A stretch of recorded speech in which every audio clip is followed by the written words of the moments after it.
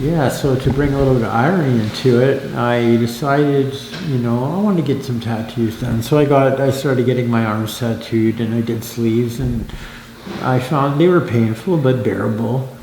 And then my tattoo artist says, "Do you think you'll do your rib cage or back next?" And I said, "I think my back."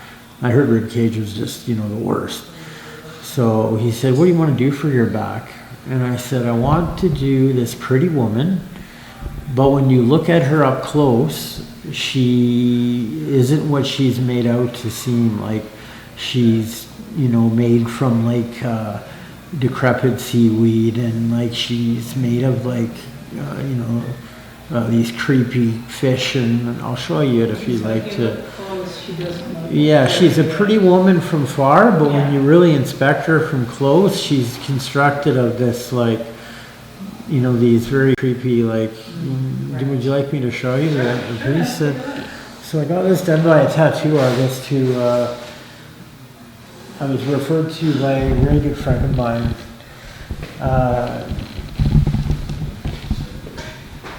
This is my back piece here. Okay, yeah, there she is. Yeah, so she's, she looks like this kind of pretty woman, and then she's sort of a witch when you look at her closely. All right, I got it. Yeah, so Thanks for showing. as I was doing that piece, I got part of the outline done, and I felt like I was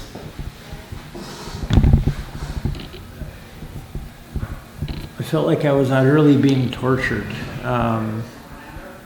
My arms were fine, but I was not prepared for the amount of pain the back was going to be for me. It was something totally different. And I actually told my tattoo artist, I said, "You know what, bro, like here's $3,000 as a deposit, but I'm done. I'm just going to leave it as this." And we were done maybe a 2-hour session. He said, "I've outlined this girl's head and her shoulders." He's like, "You're not going to leave it like that. Like this is the worst back tattoo ever."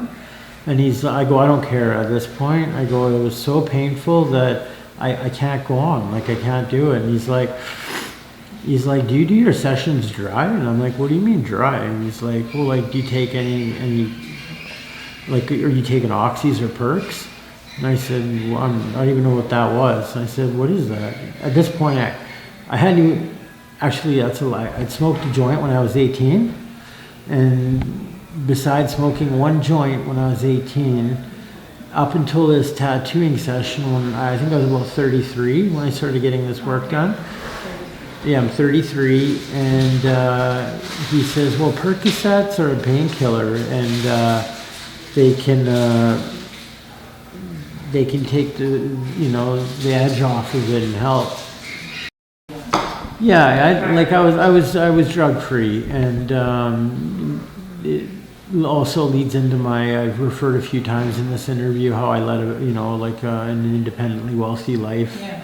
That's all after this time when you tried the person? No, this is prior. So when I was 18, I got hired at a nightclub, and I made a transition from Edmonton, where I grew up in Alberta.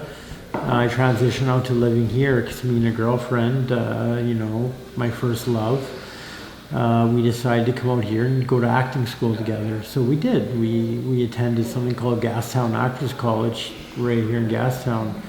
It's now defunct. The guy who owned it was Mel Tuck, very famous Vancouver coach. But we did a 4-year acting program. We managed to make it through 2 years of it. I learned a lot. I did a lot of work on movies and film. I loved it. Like, I loved putting myself into character. Like, I loved it. It was one of the best experiences I had in my life. Decided to work in a nightclub to fill my time on the weekends and get a job in a nightclub. Luckily, I walk in and ask the manager, so he hired me. And as I began to build trust with him over the months of bartending there, he took to like me, and he was the manager and half owner. I'd ask him questions. I'd say, how come you guys all are driving new Corvettes and you have a Ferrari and, the guys back in Edmonton in the bars I worked at, they're all driving beater little cars. And I said, what's up with BC? And I don't get it. And he's like, he's like, open your eyes, kid. He's like, we're all affiliated with a group of people that are notorious. You may have heard of them, and as soon as he said who they were, I instantly knew. And although Edmonton at the time, I was I didn't step into that scene in Edmonton. Everyone in the world was familiar with who these people are. I'm sure you can draw your conclusions as to who I'm talking about. But they're a group of motorcycle enthusiasts, a friendly group of motorcycle fixer-upper guys, and they happened to own that club, and I was oblivious to knowing that, and he filled me in on that, and he said, hey, listen, would you care to potentially temporarily give up the job at the club and maybe move down to the United States and live in LA for a little bit? And I said, what would I do in LA? And he's like, oh, I'll get into that. And he's like, nothing crazy. He's like, just just some stuff around the ganja, just weed stuff, nothing that'd get you in trouble.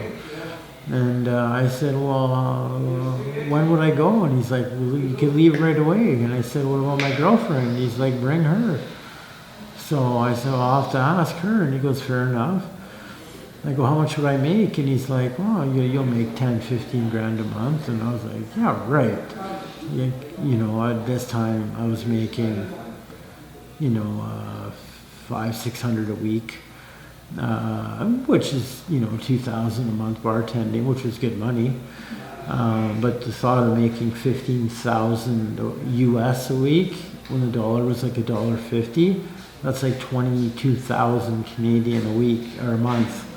I just couldn't believe those numbers. I told my ex-girlfriend, she's like, F the money. Living in LA would be fun. So off we went. I said, yeah, we're in. So quickly I found out my job was to, keep the finances in order, make sure the books evened out, and make sure people who liked smoking weed got in touch with guys who had weed to smoke. And and that's how the next years the next 5 to 10 years of my life kind of were choreographed, and they quickly went on an uphill, trajectory. Like I quickly found myself in Mexico. And I was in a meeting with somebody who I later found out to be who was El Chapo Guzman. You were in a meeting with El Chapo? Yeah, so I became friends with El Chapo, and he wasn't the head of the Sinaloa at this time, because this is back in 2004.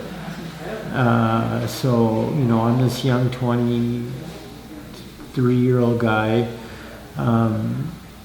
being sent down to negotiate marijuana prices with a Mexican cartel boss, who was a nice guy. He was a nice guy. Like he was nothing but friendly to me, and I had an amazing time. We would go to restaurants. He would lock up the restaurant. We'd show up at a restaurant, he would lock it up and tell everyone, put your phones in this basket, no harm's going to come to you. I'll pay the meal when you leave, everything's free, enjoy the night. When you leave, come grab your phone from the basket and leave, and your bill's paid, it's free. And he took us out on a few of those nights. We'd go out, and he loved the strip bars, he loved women. And I happen to enjoy strip bars myself, so we quickly bonded over that. And, you know, I became friends with him, and we quickly talked about other avenues, you know, aside from marijuana. And that's when I said the trajectory of my life started going on a crazy uphill battle. And then I became a logistical guy, on professional on maps and on how to get things from point A to point B, let's say. And that flourished for a long time until I had things start to slowly go wrong. Meanwhile, I'm living in. I just built a $2 million house. I was building a $5 million house. Life's grand. I had everything I could ask for. I'm, you know, getting close to 30. I'm in my late 20s. Nobody my age had the things I had, like nobody. With exception to a couple guys that, you know, I was close friends with. You know, I had a box set. I'd spend $175,000 a year to have a box at the GM place. You know, this is a crazy life. And then all of a sudden things start going bad. I had a gut feeling when I was being targeted, and I knew when to walk away from a situation. And I started to get this feeling, but I was blinded by the money I was making, because I was making so much money. I didn't want to believe that I had, you know, something wrong with the system. I didn't want to think there was a rat or there was a, you know, like a failure in it. So I was willing to sweep that under the carpet in hopes of, you know, continuing on this grand life that I had. But I should have listened to my gut, because there was something majorly wrong. And without getting into details of what was wrong, I was under watch by the DEA in the U.S., and they were trying to extradite me back to the United States. They wanted to get me down there because they had enough on me that, you know, they felt confident in bringing me down. But the way it worked is they needed enough evidence, and they had one. It's called like a trifecta in the United States. They kind of need a three-party system, like a three-tier system to be able to extradite you out of Canada. And they had one party, they had a second party, but they were working on a third party. And the third party they went after was a very dear friend of mine who was from here, who also moved down to Los Angeles. He was a close friend of mine, nicest guy you'd ever meet. He had dreams and aspirations of becoming a famous rock star, and he would have done it. He was just an amazing guy, a great musician. And they came to him and said, "Listen, we're after these guys, these friends of yours that live in Canada, and we want to extradite them. And person A is this guy that we have down here that's willing to testify against them, and this is person B." And he knew both of those parties because we all worked together. And they were straight up with him. They said they've also got information about your involvement. So if you're not willing to help us, that's fine. But you're looking at 30 years to life if you don't help us. So either you help us and be the third party to, you know, testify against your friends and help extradite them down. Because he was involved also? Yeah, So they could get him on something? Yeah. He didn't. Yeah, but not as involved as us, like. But enough to put him away for what Yeah, they yeah, said. yeah. So like, he was our little golfer guy. So they had enough to put him away for life, but we were the ones they wanted. But without him, they weren't able to extradite us. So he called us, and in a tearful message, he three-wayed us and said, I was approached by the DEA. I was let out. This is what's happened. These are the people involved. And I want to give you, I want to, put that flare up in the air so you guys know. But this is the last you'll ever hear of me because I'm myself. And we pleaded with him. We said, you're not in a lucid state of mind. Like, sober up and we're going to talk to you in the morning. Like, do not talk like this. And we woke up to the news that he killed himself.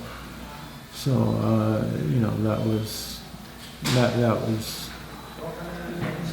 just horrible. Like, something that I never will let go of. I'll always have that memory. So that was the start of the end. I crashed right down to to rock bottom and under rock. Okay. And then a friend of mine who is, he's very successful. I won't mention his name, but he's the head of $1 billion company now. We were friends since I was about 20 and he was about 18. And I reached out to him, and we hadn't talked in a few years. And he's like, bro, where the hell are you? And I said, don't ask. And he goes, no, where are you? I said, I'm in friggin' Red Deer, Alberta. And he's like, in the middle of winter, you're in Red Deer. He's like, what are you doing there? And I said, right now, I'm in coveralls working, sorting wood out in a lumber yard. And he's like, you're joking. And I said, no. And he's like, brutal, dude. And he's like, that's horrible. He's like, that sounds like torture. And he's like, why are you doing that? And I just said, I don't know, man. Like, I just got so depressed, after that first rock bottom crash. Things are down right now. Like, I'm not in a good spot.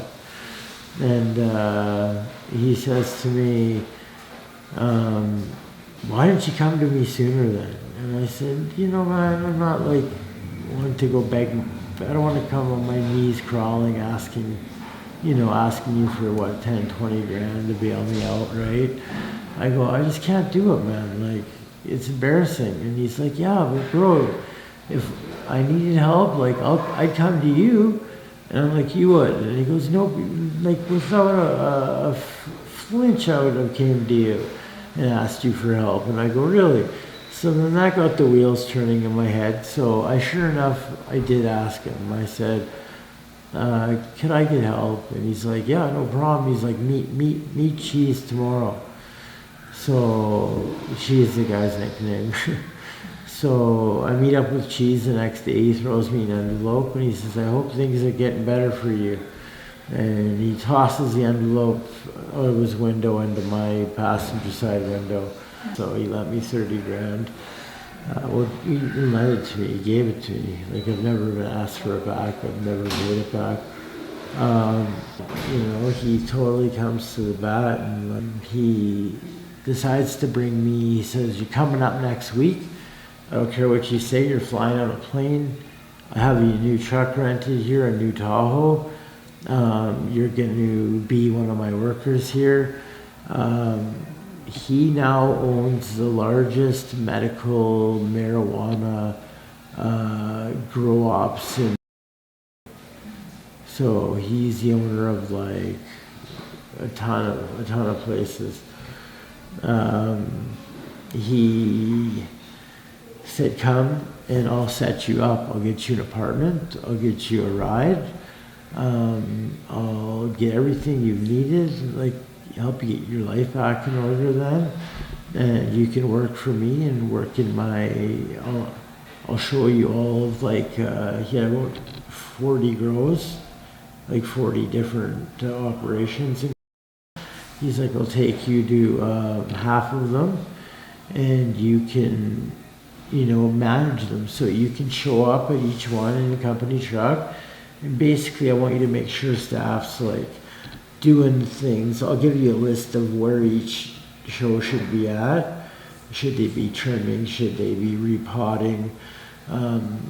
Which should they be cleaning up after? And at this point, nothing was legalized, so this is all highly illegal. No, so this was, he was the first guy to be buying up licenses. Okay, so this is all on the up and up. Yeah, so this is all on the up and up. Licensed, good to go. Yeah, and he offers me $10,000 a month. If you have a girl, bring her up. I'll get you guys an apartment. He's like, pick anything you want. Find something for $5,000 to $10,000 a month. That's $120,000 for the year. I'll prepay it in advance. I'll leave you $20,000 in the apartment before you check in. It'll be on the kitchen table, an envelope. He's like, use that to buy any clothes you might need or new things when you get here. Yeah, I went and set it up, and my ex, she moved, and we were together for a little bit, and then just I don't know, we had too much resentment built up, and I just didn't see it fixing. So yeah, we went separate ways and broke it off. And she said, she has this like crossover over my head. I'm like, what the F are you doing? She's like, I'm cursing you. She's like, I did it to my other ex, and she's like, they're all deadbeats, and like they're all homeless now and drug addicts and have nothing going on in their life. She's like, and I'm giving you the curse now. And I was like, you're dumb. And little did I realize that, like, I think about this, I don't know, at least once every couple months that pops into my head. That little thought that she said, or a stupid curse about me being a drug addict and homeless. When I was not even close to homeless. I had like a sub penthouse paying close to $10,000 a month, and I didn't do drugs. So like, how would that happen? And it did. And it was part of my memorial piece getting done, which is really ironic because, as I'm kind of venting about girls in my past who were drug users, and, like I had a lot of hate about drug users. So it was a lot of them were drug users, and I found out about that. So there's a lot of spite about the drug thing in this tattoo, and I used drugs to get over the pain and become an addict because of it. So that's what led me into being like a full-fledged addict. It was this tattoo, like over 14 sessions I had. My first one was clean. Second one, all the way to the end, was on Percocets. I was going to say, so that these days it's mostly fentanyl? Yeah, so... There can be all sorts of things mixed in with it now, right? Yeah, like, they've been experimenting lately with, they did W13 was the big first experiment. So first fentanyl came out, and they're like, this is 100 times the dose of morphine. People were dying because they were trying to take what they would take on a morphine shot or a heroin shot, and boom, they're dead. Because no one had Narcan. Good paramedics come on and go, what the hell happened to this guy? I don't know, he just fell over. Okay, well, let's take him to the hospital. By the time they get there, the guy's already dead, right? Then they slowly started figuring out, like, They got Narcan. yeah, what caused it, right? Right.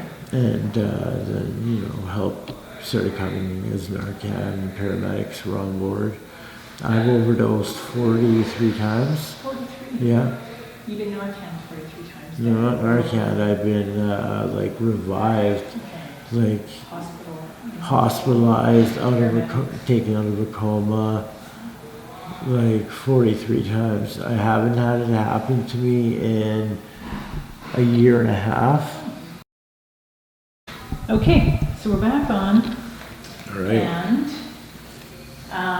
so we're going to try and kind of talk about your life now. Okay. And maybe so, you can guide me through some of the stuff, and okay. It'll help me from rambling on. Maybe right, and some then stuff. anything answer whatever you want to answer. Things that you think no, can't do that.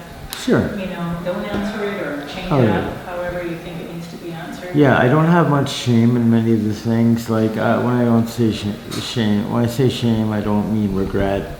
I have a lot of regrets, but you have a lot of regrets. Oh yeah, a lot of regrets. I don't have a lot of shame, no. Like I'll pretty much am willing to talk about anything in my life. But there's some stuff that I would probably omit talking about just because of security reasons for both my own safety and the privacy of other people that I've, had relationships in business with. Right. Which, should be understandable. But besides that, I'm pretty open book. I just want to hear more about how your life is these days. What has put you into a situation where you're living in an accommodation such as you're in tonight? Okay, so where I'm in right now is what's called, there's something called an SRO, which is a single room occupancy. Anyone down in the east end of Vancouver would be familiar with that term. Something I wasn't familiar with until, this last year. I'm not in an SRO. I'm in what you would say is just a little bit of a downgrade even from that. I'm in what's called a shelter. They're for men and women. Some are co-ed, some aren't. Now, I have reasons for being here that are kind of unique, and they're intertwined with the criminal case that I'm dealing with. I had a very serious allegation against me, and it was to do, just I'll say, relating with firearms. Not against anyone or in a violent manner. It wasn't a violent offense. It was just like more of a possession of them. And because of that, they didn't want me out until my trial. They wanted me to stay, in a facility in pre-trial until then. My lawyer was confident that she could get me out. So I said, okay, let's do it if you think I can. So we did a bail hearing, and the judge sided with her and said, no, this man has no prior charges, and I see it not fit to let him in jail for a year awaiting trial. And he goes, no, I won't stand for it. He can go. And he let me out.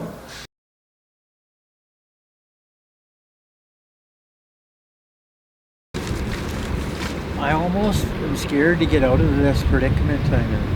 Right. I'm so used to being on rock bottom now. Right. Oh. I'm almost scared to blow back up and have a bunch of extra money, because I'm like, why haven't I reached out to my rich friends and asked them for a handout? Like they would easily give me 20 grand. Why haven't I done these little things? Really? I know that I could make 50 grand in a week doing. I know how to do them. Why haven't I? I had to really think about that last night after I left. And I think my answer to myself, what I remember last night, ended up being, I have this fear of blowing back up again and not being, I don't know, I feel like I don't have the skills to act like a rich guy anymore. I'm so used to being scrubbing it around. Right. That being back in that posh role again, I would feel strange to me right now. So I almost am like, This is more your comfort zone. well, now it is. Before it would be terrifying to be out in this area doing this shit. Yeah. Like, but now I'm so used to it, I'm kind of scared to step into like the Fairmont. Like, I feel awkward there now when that was like home before. Right. Do you want to come a tiny bit closer just to so that the mic can hear you better? Please, thank you. Yeah. I've been everywhere, all around the world, traveled. You know, I always had to do things huge. I've had, you know, Lamborghinis, Bentleys, and